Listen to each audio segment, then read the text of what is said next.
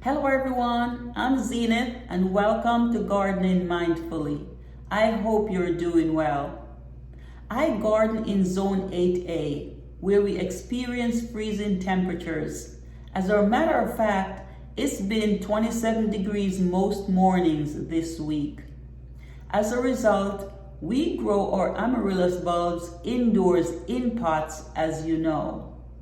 For our friends in zones 9, 10, and 11, they're able to grow their Amaryllis bulbs outdoors in the ground, and they perform superbly. As a matter of fact, their bulbs will be in full bloom in a few short months in the spring. So in April and May, their bulbs will be putting on their show. For us in Zone 8A, however, our bulbs have already pretty much flowered and the blooms have faded. So the question becomes what to do with our bulbs now that they have already bloomed and the flowers have faded. So let me know in the comment section below, what do you do with your bulbs after they have faded, the flowers have faded? Do you discard your bulbs? Meaning, do you put them in the trash? Do you compost them? Or do you care for your bulbs until it's time for them to rebloom? Let me know in the comment section below. Today, we're going to talk about how to care for our bulbs after they have flowered and to wait for them to rebloom. What you're looking at here are the 7 Amaryllis bulbs that we kept that were not gifted. And you'll notice the different stages. On the far right is a red lion that has 2 faded blooms on top. And I kept those just to show you what to do. The second one on the right, that is the Minerva. And you'll notice there are 2 faded blooms. We'll be removing those blooms. Next we have the apple blossom, and that's through the blooming process. So all of the faded flowers have been removed. At the end there are 2 red lions, and they're at different stages as well. The one on the very end has a bud that's coming up. And in the back, you'll notice that there's a red lion that's getting ready to bloom. Oh joy. And then also in the very back, that's another red lion that has already bloomed. And the old flowers were removed. So let's take a closer look at what needs to get done to care for these flowers so they can rebloom. The steps for taking care of your Amaryllis bulbs after the flowers have faded are very, very simple.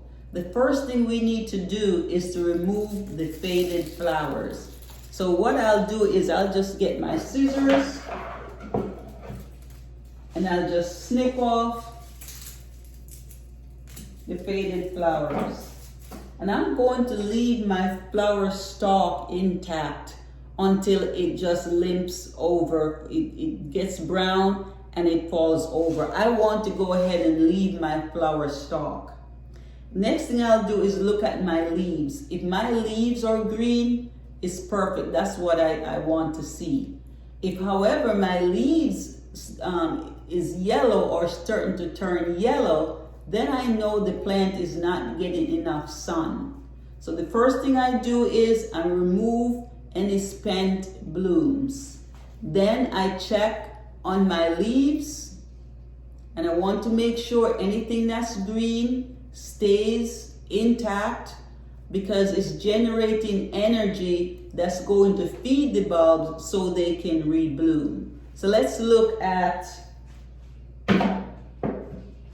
this red lion. So this red lion, you'll notice, see, this is what I was talking about, how this have already gotten brown, this flower stalk. So we'll go ahead and we'll remove this flower stalk. So I'll get my scissors and I'll snip my flower stalk off. So while I'm at it, I'll go ahead and remove these leaves also that are dry. So this is good to go. I'm leaving anything that's green intact so it can get energy and store the energy into the bulb so the bulb can rebloom. Now here is the Minerva.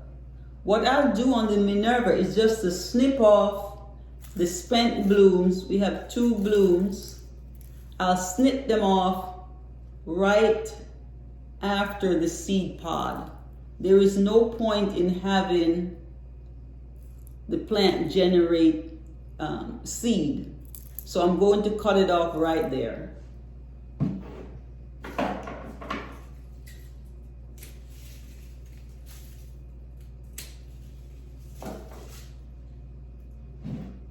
Okay, so this is the Minerva. I'll be able to enjoy these 2 blooms until they fade.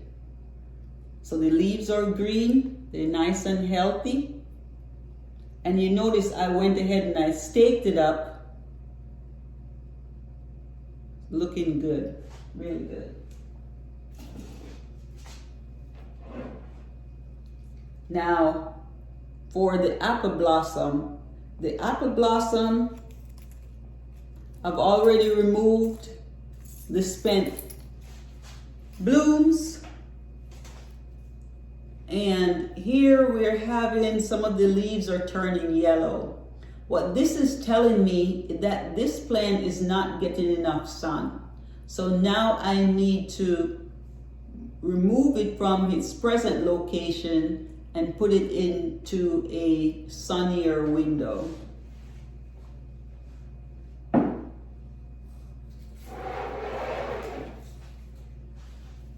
This red lion has already bloomed. There is 1 dry leaf that I'm removing. And you'll notice how nice and green these leaves are. Very bright. So this plant is receiving sufficient sunlight. And you'll also notice that in this case, I didn't stake it up. I went ahead and used a twist tie to keep the leaves from flopping over. You'll also notice that it's not very snug. So there is a lot of room here for air to pass through the leaves, because that's important. You want to make it loose enough so air can pass through the leaves. Now let's look at this red lion. All I have to do here is to remove this dry leaf. And look, there's a bud. I'm going to have another flower stalk with flowers. I'm so excited. And these leaves are looking really good. They are nice and green, very bright, and they're upright. So there's no reason for me to use any twine or anything to keep them together. This is what you want to see. Very healthy. And it's receiving enough sunlight.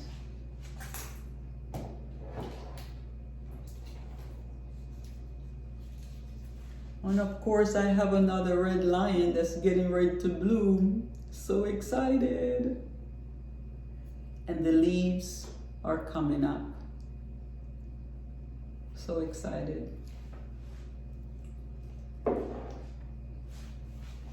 So basically, that's it. 1, we remove any spent flowers. We leave anything that's green intact. The next thing we need to do is to make sure we continue to water the bulbs. And also, now that they've finished blooming, we can go ahead and start to fertilize the bulbs once a month. And to make sure that it's in a sunny location. So remember, we started the bulbs in a sunny location until they started to bud. And when that bud opened and it started to flower, then we moved it into indirect light. So once it's finished the flowering process, we need to now move it back into full sun situation, continue with watering and fertilize. And we'll do that until, in zone 8A, we'll do that until our last frost date. So for us here in zone 8A, our last frost date is approximately April 1st. So the first weekend in April, I'll take these bulbs and put them outdoors in a sunny location. And I will continue watering and fertilizing them until about September. And in September, we'll talk about how to go ahead and bring the bulbs back indoors and get them ready to start the regrowth and the reblooming process.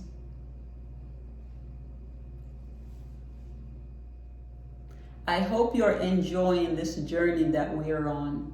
If you like this video, please go ahead and hit the like button and be sure to subscribe to Gardening Mindfully. Thanks for watching. See you in the next video.